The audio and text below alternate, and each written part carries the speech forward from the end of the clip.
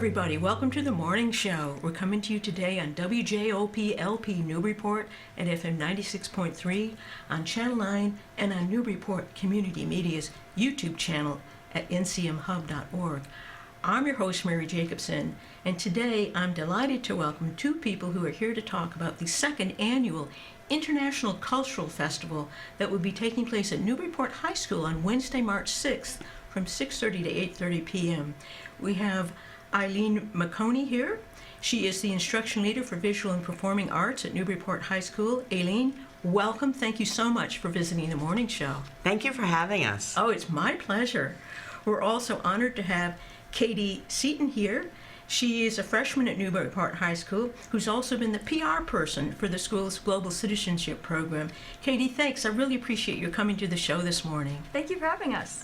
It's so much fun. It sounds like such a great program. Well, Cady, I wanted to start out by finding out what was it that got you interested in the Global Citizenship program? Yeah, so ever since I was like 6 or 7, I've had this incredible opportunity to travel to France with my mom's work because she works at a college and they have an overseas program. And it is so incredible. And I wanted to bring this experience of living in another culture, maybe not speaking the language, but still being able to get by. Yeah. And I wanted to be able to bring that to other kids who might not be able to experience it on their own. Because when you go to another culture, you never come back looking at where you came from the same way. It's always so incredible. And I really wanted other kids to be able to experience that, especially if they might not be able to experience it on their own. So through the school providing this program for kids like me who love travel and love learning about other cultures, yeah, that's really why I got into it. Well, I can't think of a better reason, Cady. You put that very well. And actually, think about the times that I've traveled in foreign countries, and you're right, it changes your perspective. Yeah. When you come home with different frames for understanding how you're lucky and how other people in other countries might do things in a different way that we might prefer and might want to try and bring back here. So thank you very much for that. Well, Let's show the poster for this event because it's a beautiful poster, and people taking a look at it just for a few seconds, it will convey to you just what a feast of cultural and artistic events will take place. And I would like then just to start by having you both talk a bit about what some of the amazing, and it is a feast, there's something here for everybody. So first I'd be curious to have you tell us about, I know there's going to be live music with both professional and student musicians. So tell us something about who's going to be performing and what different nations or peoples are going to be represented by this aspect of the cultural festival. Well, we're really excited about having the performers, and as you said, it's both professional and students, and that was something that I really wanted to see happen this year. So we're going to be starting off with the British Isles. We have the North Shore Pipe Band and the Highland Dance, which just got added in, so that's pretty exciting. I hadn't seen that Highland Dance. Yeah. So that's participatory, right? Yeah. Let's hope. So fun. they'll be first. This all takes place first in the auditorium, but they'll also be having a display and an opportunity for people to interact. Wonderful. Check out the instruments and learn about the dance, maybe try out a little movement of their own. And that will be the start of our live performances, which is really exciting. I'll just talk a little bit about it because I did a little more of the live stuff. Then we're working right now, possibly having a guest poet, so I can't say who it is yet because I haven't got confirmation. Maybe it just came in. Let me just check and see if it just came in because I was just asking that. This is what they call breaking news. Yes, it looks like we're going to have a guest poet too who will talk about the African American experience. Oh, wonderful. Then that will move us into Karen McCarthy and the Dixieland All-Stars, which is a high school band that was regional kids from different high schools around the area, Triton and Pentucket and so forth, is put together by student Joshua Burrell, who is a fantastic musician at our high school. And so he's in charge of that. And then we're going to actually have Jazz by Teens, So that will continue to be, that'll be a bigger group of high school musicians. And then that will be followed by, I'm really excited about it, by a group called Nomida. And they are part of the Amazigh people, and they're a professional band that are coming from, they're all over New England, and they're going to come together.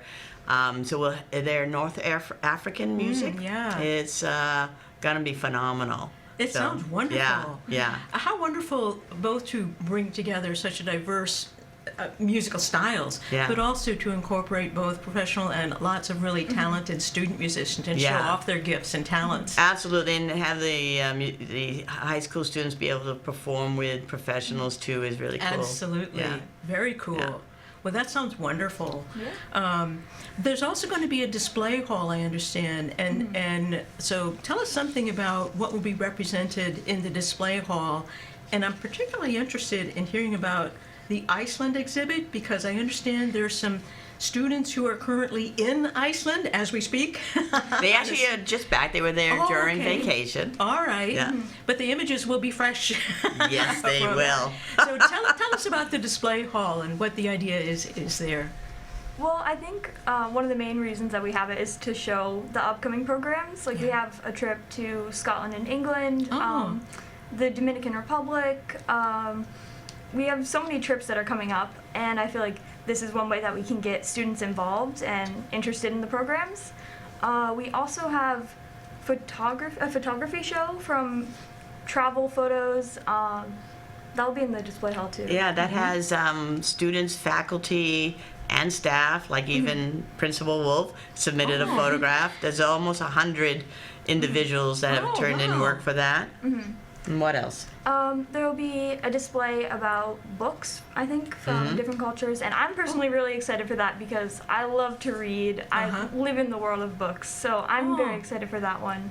Yeah, that focuses on the K-12 multicultural books that are accessible within our school great. district. It'll also include a display about our Cuba book club. We're going to Cuba in April. Are you And really? yes, we are. Wow, And how exciting. with 30 students. Are you and- going, Cady? No, I'm Oh, not okay. going that Yeah. one. No, but there will be 30 students going, and we have a book club that we've been reading a different book each month to sort of as one of our ways of learning about. So we started with like a youth, what do you call it? Young youth, author? Like- young author, youth author. Well, whatever Young it's called. adult. Young Yeah, adult. yeah, Thank yeah. you. I knew what you were headed for. And this month we're doing biographies. Oh, so great. and there's always 2 books to choose from. Next one we'll be reading will be history, a book on kids can pick 2 different history books to read. So it's always a different sort of thematic book. And that's led by Dr. Abrams. yes. So He's yeah, been on the it's morning show right. before. So that'll be a part of that literacy Oh. display. But what else? We also have a display about the global program. Oh, great. Who's running that? I'm running that one. So hopefully we'll get more people involved in that. Great. What else do we have? We have a few more. Well, yeah, I got a whole bunch of lists right here. So we do have working with big ideas, small solutions. Yes, which is a local nonprofit. when local nonprofit focused on global issues. So and Sandra Thaxter is the individual there. She helped us last year as well, and she's working with students, and they're putting together a display about food security and food insecurity. And so that display is still coming together. It's going to be fantastic. They've done a lot of research, and they're getting all the things organized for that.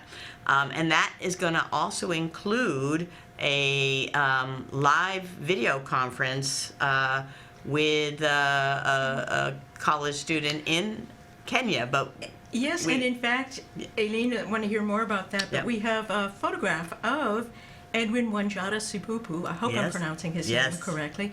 But if we could put that image up for a few seconds. And this is the college student who will be broadcasting from Kenya. Yep. And what time did you say he has to get up to do this? Well, he probably has to get up at 1, and the broadcast, it'll be 2 a.m.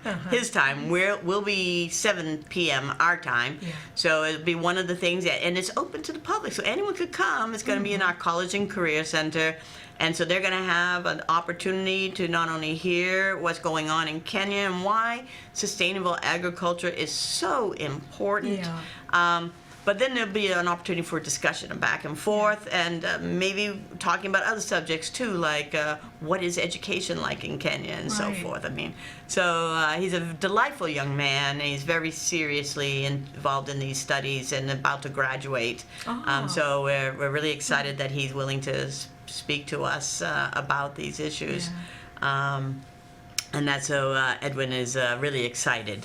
He just texted me yesterday about how excited he is to be with us. Well, and what a great opportunity to have a live interaction with a college student in Africa, in Kenya. Yes. So that sounds very exciting. And it's also a great subject for our students that are going to Cuba, because Cuba is in the forefront of sustainable agriculture. You know, they had to be one of the first ones to really buckle down and do it because of their situations. Yeah. So. Yeah. Well, that sounds great. Now, there was one, I think this is in the photography exhibit, that drew my attention because I'm a dog lover. And I think, well, what got my attention was the heading, Canines in Cuba.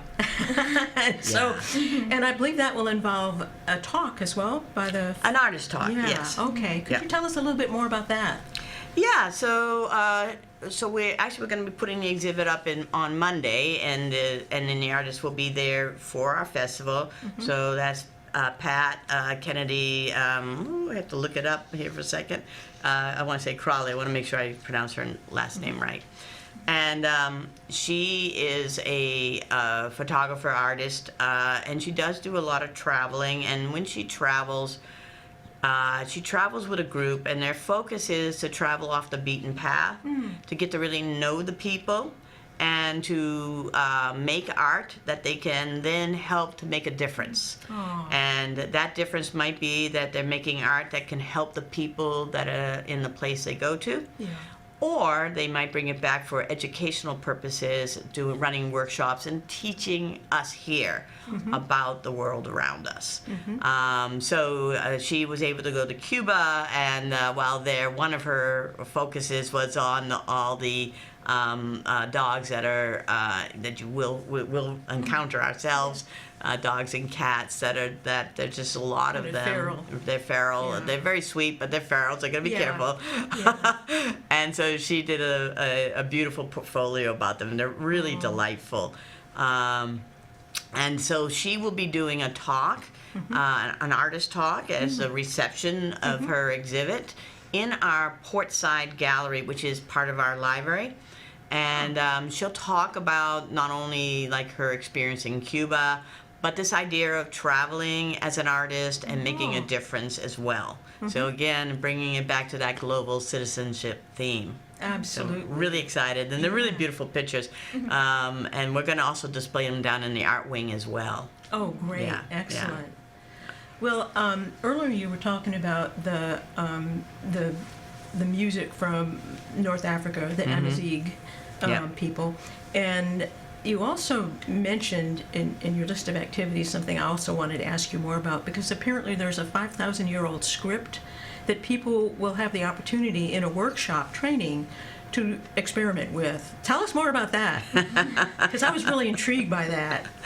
Sure. Do you want to say anything about that? I feel like you're the expert in that one. So. Okay.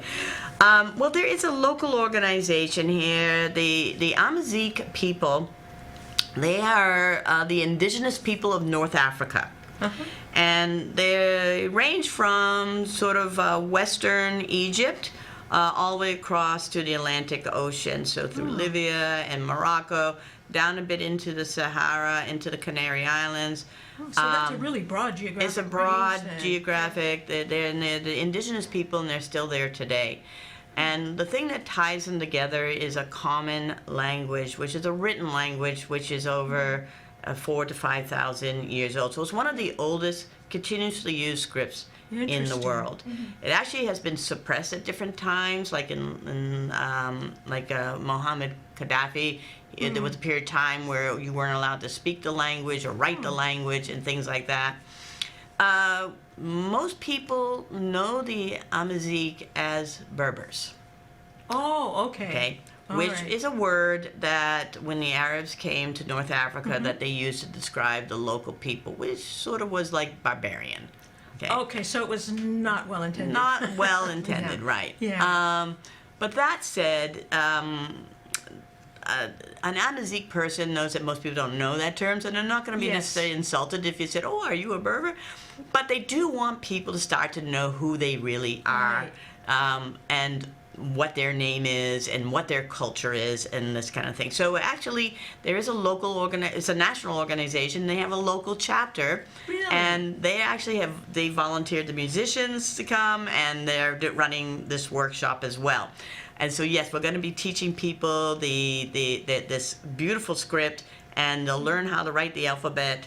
It's just a 20-minute workshop, and it'll repeat 3 times during the evening. So they'll be able to learn the basics of the script, how to write it, and then they'll probably write out their name or a little Sure. saying or something like that. Sure. And they'll learn a little bit about the history of these people, and they'll be able to drink the local custom tea as they're doing Oh, it, which we're okay. going to be brewing, which I don't know anything about.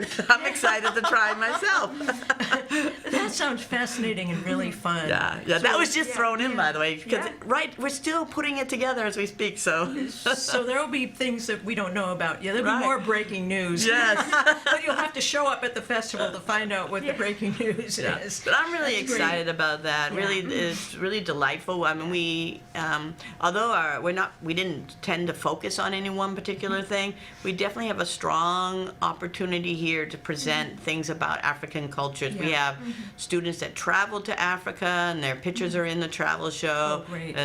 We have the connection with Kenya, and then also the Amazigh people, so I'm really excited. But of course, there's many more cultures and issues that are being presented. Yeah, sure. Yeah. Well, it'll be a great learning opportunity for everybody. Yeah. Like, it's interesting. Like, I had never associated the idea of an indigenous people with the African continent. No, I When never you thought say of it I either, just yeah. hadn't. But of course, it makes perfect sense. Yeah. Because it's a very old Earth. Yes.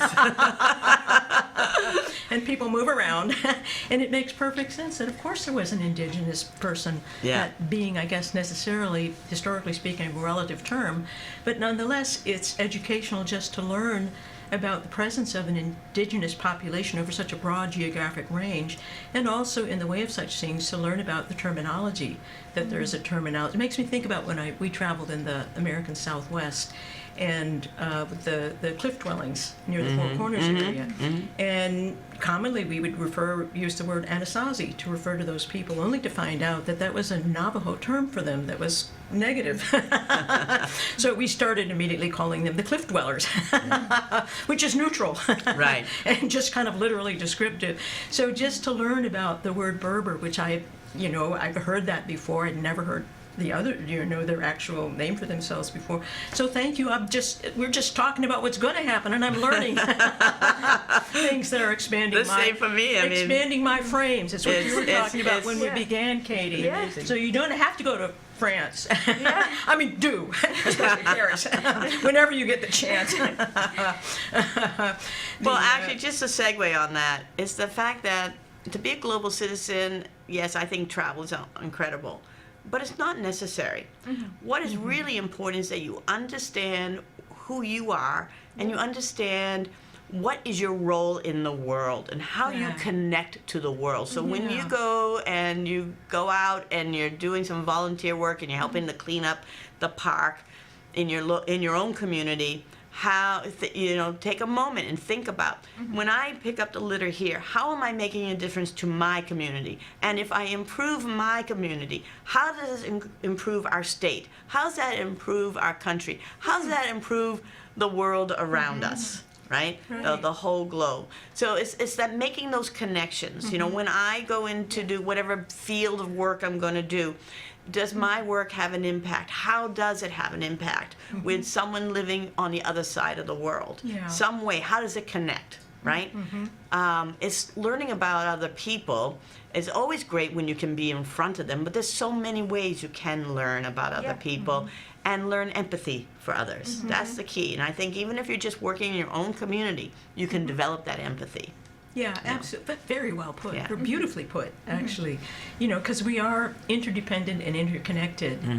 You know, people come. We talk about the butterfly effect. The Yeah. butterfly flaps its wings Yeah. in South America, and there's a storm. Yeah. But we don't always apply the wing flapping of the butterfly to cleaning up our community, or to eliminating plastics from the ocean, or things that we do locally that, of course, are just as impactful, if not more, than the butterfly flapping its wings. Right. So you put that really well. So we are connected, whether we're conscious and aware of it, Right. or not. So And it thank you goes for back that. to that big idea, small solution Yeah. that Sandra runs, right? Yeah, absolutely. Yeah. Is there anything else that's going on at the festival? And I asked you about the things that I've Yeah. read through in your description. Thank you very much, Aileen.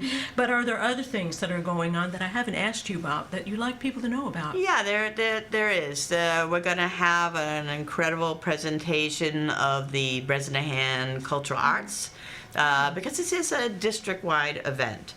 And so we'll have students that will be doing crafts. So if people come with their younger children, there'll be activities for those little kids. Oh, that's Yeah. great. Yeah. And that will be at Bresnahan. Or Everything also takes be place at at the the high high school? school Okay. from 6:30 to Okay, 8:30. great. We did want it to be earlier, but there was a conflict, so we had to Yeah, push okay. our time to a later. So the little kids might not come for the whole event, but please bring them by because we do have activities going on. There's going to be opportunities for them to make cultural crafts. Oh, great. They could be in a multicultural storybook time. What a great idea. And there's Yeah. going to be some different kinds of games from different countries that are designed for the younger kids. And the parents could actually drop them there and go and check out other stuff if they want, Right. and then come back. And plus we'll have the art that is being produced out of Mrs. Joss' classroom at the Bresnahan. So we'll have a number of pieces of the little kids' artwork on display throughout the thing. And then in addition to that, we will have some different kinds of foods available. So some of the students, they're making foods that are based on their cultures, Oh, great. their heritage. And then we have a couple of local restaurants like Abraham's and Oregano's that are making All right. donations as well. And every food type, we have a little poster about the history of that food, like say the history of pizza, and that's different students I have putting together for us. And then I think the big thing for me is that, as I mentioned at the beginning, we have students that are completing their capstone project and they have to present it in public. And so we will see their capstone project, the very first set of capstone project from the Global Citizenship Certification Program, are going to be on display. Those students will be there and talking about their experiences. And I just want to do a shout out to Bella Pavio, Sophia Franco, Shannon Brock, Bridget Mellett, Alexandra Sullivan, and Zoe Kabuka, who are the individuals that are completing the program and will be getting special accolades at their graduation. Oh, excellent. And they'll have the program on their transcript as they graduate. So they will have their displays there, and that's probably one of the things I'm most excited about. And so I hope everyone comes out and checks out what they've accomplished and think about, how much greater this program will be as we go forward because of these pioneers. you know. Okay, so those capstone projects, are they based on travels that they made as part of the For global the program? for the global program, for someone like Cady, she will have 3 years of requirements to complete, including taking certain courses, selecting electives that have a global perspective, having some kind of a travel experience that is meaningful, not a vacation. Okay. That's meaningful. It could be a community service. It could be a cultural exploration. It could be educational, language immersion. It doesn't have to be through one of our trips that we're sponsoring. It could be that they go with a church group, or it could be Okay. that you do go with your parents would your parents, you do some meaningful Right. activities that helps you to develop yourself as a global citizen, Yes. and not just going and being on the beach, Right. right? That won't count.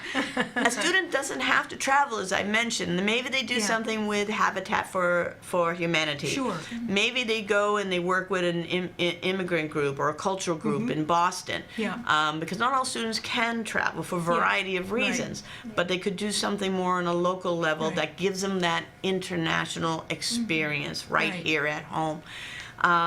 And they then need to ultimately do a research project on something that they're passionate about, Yeah. that they can then bring out to the community and help others to see, Yeah. and have it at the end where they can summarize how they have grown as a global citizen. So, for example, one of the students is going into nursing, and she focused on medical waste.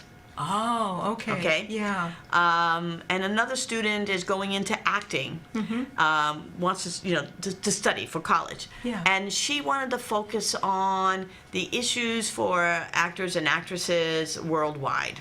Interesting. Okay, in that Yeah. profession, how what are their rights around the world, Right. right? Yeah. So that's just two examples of the types of focus. So it's their own individual focus. Yeah. They spent the year working on it. They do Yeah. have a paper to write. They have to have this presentation. They had to make some kind of a product or something. It could have been a website where people could do surveys. They could do a book that they get out to people's hands. And if they're super successful, it promulgates it. It moves forward. It pays forward. Right, that's right. Yeah. Spreads, like a ripple effect. Yes. That sounds wonderful Yeah. for so many different reasons. I mean, it's individualized. People get to pursue Yes. their own Yep. passions. And you will be engaging, as you put it very well, Aileen, either here or abroad. But you can engage globally no matter where you are, is the point that you're underlining. Yes. And I think that's Yeah. wonderful. Yeah. It sounds great and something you have to look forward to. Yeah. Well, it sounds magnificent. Oh, thank you. And very far-ranging.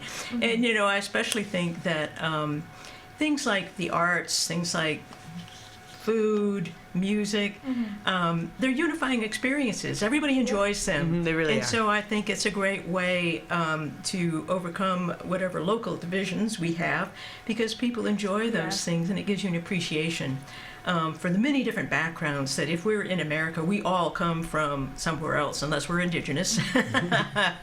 And so it sounds like just a wonderful kind of festival. Yeah. And I can only imagine how much work it's been to put it all together. I think there's some bags under my eyes. I'm not seeing them, but anyway. So thank you for all the work that you've done.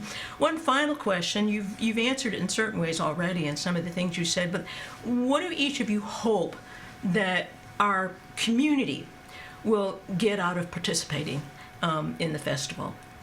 I hope that people get this new perspective when looking at the world and looking at our community, because the world is not a single story. It is not Yeah. just what we see in textbooks or what you might see online. It is so complex and so diverse, and I really hope that people can see that and learn about other people's experiences, because that's how we create empathy. And I hope that You're right. people can see that in this event, but just in general. And that's how we see each other, so that no one is left out of the narrative. So I Yeah. really hope that's what people get out of it.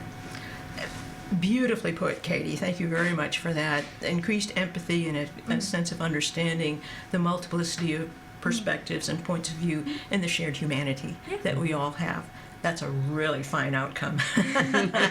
Aileen, anything else you want to say about what you hope people will take away? I would say that I would hope that at the end of the night, that first of all, they're filled with joy Yeah. and with pride, with Clipper pride. Yeah. Well, you radiate those things yourself as you talk about it, Aileen. So, which is a great qualification for being a teacher, I would say. Thank you. Joy and pride. Absolutely.